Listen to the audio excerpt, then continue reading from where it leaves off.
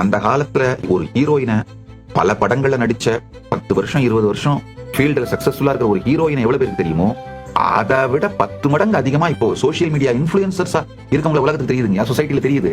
So அதனால ஒரு physical quality mental குவாலிட்டினால அட்டென்ஷன் அட்ராக்ட் பண்ற மார்க்கெட் வந்து முடிஞ்சிருச்சுங்க. நல்லா புரிஞ்சுக்கோங்க.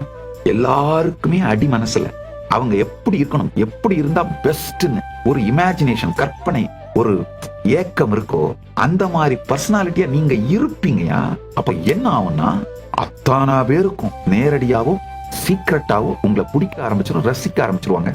இந்த பரமசாந்த தன்மை சமாதி பழகுதலை உங்க வாழ்க்கைக்குள்ள எடுத்துட்டு வந்தீங்கன்னா முதல் விஷயம் உங்க பீயிங்க நீங்க செலிப்ரேட் பண்ணுவீங்க. உங்க ஸ்பேஸ நீங்க செலிப்ரேட் பண்ணி உங்களுக்கே உங்களுக்கு ரொம்ப பிடிக்குங்கயா.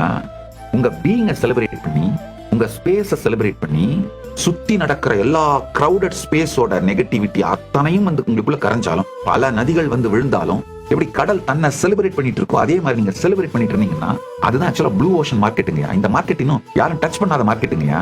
எவ்வளவு பேர் டச் பண்ணாலும் எக்ஸாஸ்ட் ஆகாத மார்க்கெட்டுங்கயா. இந்த மார்க்கெட்ல காம்படிஷன் கிடையாது, சப்ளை டிமாண்ட் பிரச்சனை கிடையாது. நீங்க இன்ஃப்ளூயன்ஸ் பண்ணிட்டு போயிட்டே இருப்பீங்க. உங்களுடைய இருப்பாலேயே மிகப்பெரிய இன்ஃப்ளூயன்ஸரா மாறிடுவீங்க.